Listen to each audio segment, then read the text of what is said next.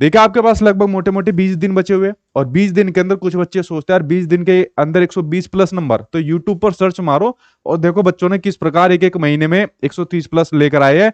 तो मैंने अपने काफी स्टूडेंट के इंटरव्यू यूट्यूब पर डाले हुए, ठीक है। तो आपको फिर पता लग जाएगा कि इतना कोई मतलब बड़ा नहीं है चीजें, अगर आप लोगों ने सही चीजें पढ़ ली तो, ठीक है। तो चलिए बात करते हैं आप भी इस स्कोर को कैसे ला सकते हो, और जो बच्चे पहले से पढ़ रहे हैं तो उन वो कम से कम अपना 130 प्लस का टारगेट रखना, ठीक है।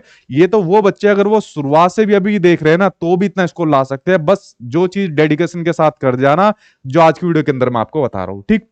चलिए अब मैं आपको बताता हूं आपको क्या क्या करना है। सबसे पहले स्ट्रेटेजी की बात बता देता हूं कि लास्ट के दिनों में आपको किन चीजों की स्ट्रेटेजी का यहां पर यूज करना है, ठीक है। हाँ भाई सभी को गुड इवनिंग। चलिए मैं आपको बता देता हूं। सबसे पहले मैं बात करूं सीटेट की क्लास की, तो पहला काम आपको करना है मेरी सभी क्लास को आप लोग अटेंड कर लेना, और उसके बाद आप लोगों को ये फील हो जाएगा। दूसरी बात क्या करना है, बात आती है स्टडी मटेरियल की।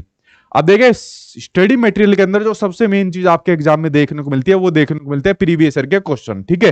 प्रीवियस ईयर के क्वेश्चन ये आपके सीटेट के एग्जाम की जान होती है, और खासकर जो आपके नए आए हैं जो ऑनलाइन आए इस बार वाले, ठीक है। तो स्टडी मटेरियल के अंदर अगर आपके पास प्रीवियस ईयर के क्वेश्चन है तो ठीक है, अगर आपके पास नहीं है तो आप लोग जो मेरे वाले नोट्स है इनके अंदर आप लोग देख सकते हो। देखिए इस प्रकार के नोट्स आपको कहीं देखने को नहीं मिलेंगे, जिसके अंदर आपके सारे प्रीवियस ईयर के क्वेश्चन, सभी एनसीईआरटी का कंटेंट, सभी नए वाले टॉपिक जो है, या इसके अलावा जितने भी कंसेप्ट से भरी चीजें होती है, और लगभग आपके सभी सब्जेक्ट इसके अंदर मिलेंगे, ठीक है। तो कंप्लीट नोट्स होते हैं आपको इनके अंदर आपको मिल जाएगा। अगर आपके पास प्रीवियस ईयर के क्वेश्चन है तो वो भी ठीक है, उसकी प्रैक्टिस आप लोग कर लेना। उसके अलावा यहां पर आप लोग क्या काम करते हो, टाइम मैनेजमेंट के अंदर गड़बड़ी करते हो। पेपर अब आपका ऑफलाइन होगा तो प्रैक्टिस आपको करनी है, ओमार शीट के ऊपर प्रैक्टिस करनी है, क्योंकि ओमार शीट की प्रैक्टिस नहीं करोगे ना भरने की तो दिक्कत हो जाएगी।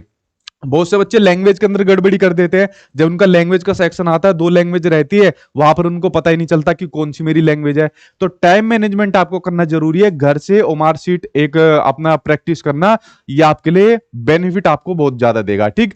तो 3 चीजें यहां पर आपको इंप्लीमेंट करनी है। मेरी वाली क्लास देखिए, स्टडी मटेरियल या तो आपके पास मेरा हो, मेरे वाले देखना, क्योंकि मेरे नाम से पूरी जगह फेक मिलता है, तो मेरा मेरी वेबसाइट पर मिलता है, खुद के पास है तो उससे कर लेना, और ओमार शीट के ऊपर प्रैक्टिस करना है, ठीक है।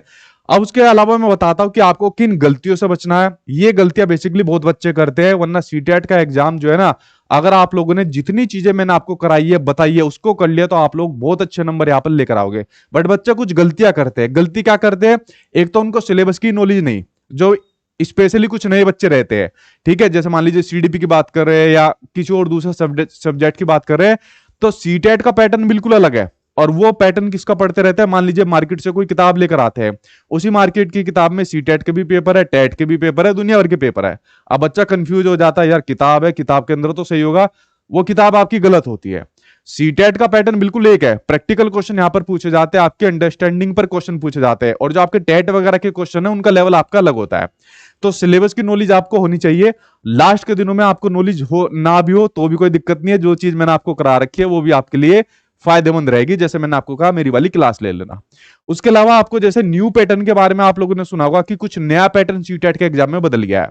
देखिए नया पैटर्न देखने को मिला था, जो अलग अलग शिफ्ट के अंदर ईवीएस पूछी गई थी उसके अंदर न्यू पैटर्न आया था। न्यू पैटर्न पर मैंने नई वाली एनसीईआरटी आपको यूट्यूब पर करा दी, नए वाले क्वेश्चन आंसर आपको यूट्यूब पर करा दिए। और भी ज्यादा आपको बिल्कुल एक एक नंबर चाहिए तो मेरे वाली यूपी टेट की मैराथन क्लास देख लेना, वरना सभी आपका वही चीजें रहती है। हाँ आपके एक तो ईवीएस के अंदर ये चेंज हुआ था, एक आपके सोशल साइंस या एसएसटी के अंदर चेंज हुआ था।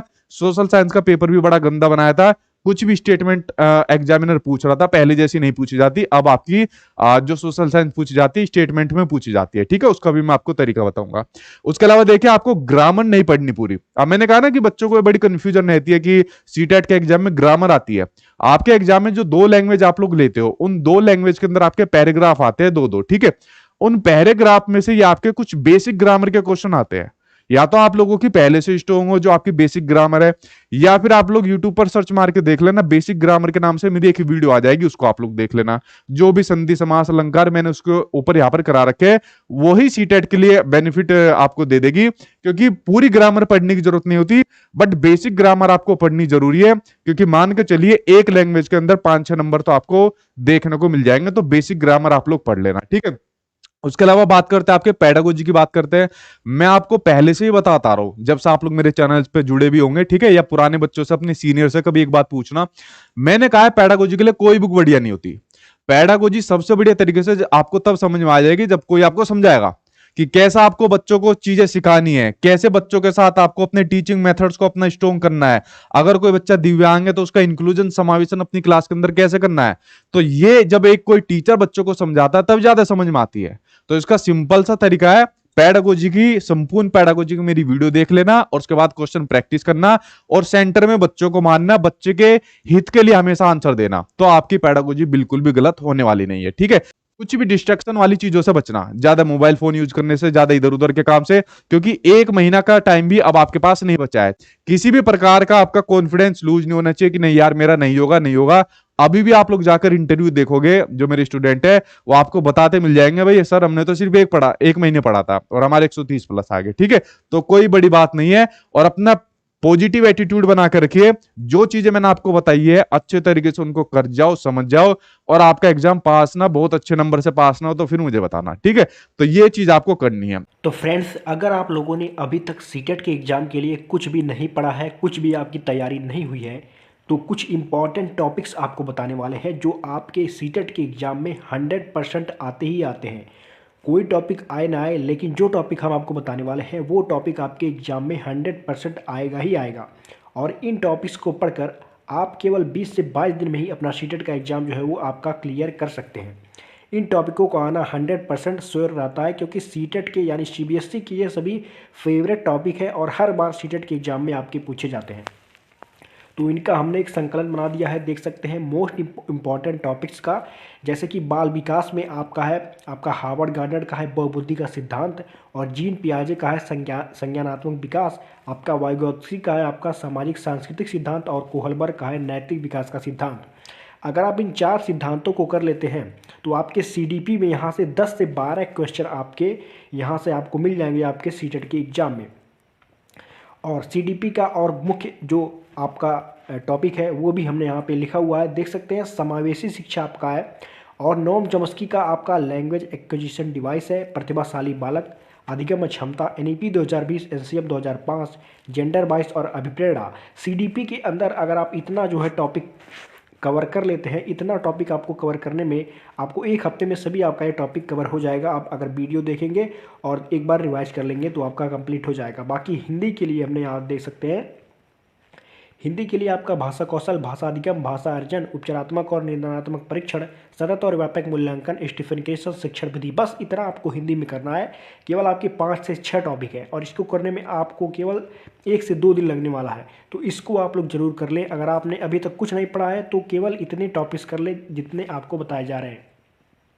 ईवीएस के अंदर आपको क्या करना है, आपको ईवीएस में 6 थीम होती है आपकी, तो आपको परिवार, food, water, shelter, travel, things we may can do, इतना आपको थीम के बारे में अपना कॉन्सेप्ट क्लियर कर लेना है।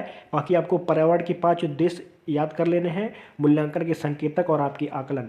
पर्यावरण के 5 उद्देश्य जो है उनसे आपके अधिकतर जो है ईवीएस के पेडागोजी के क्वेश्चन आपके सॉल्व हो जाएंगे।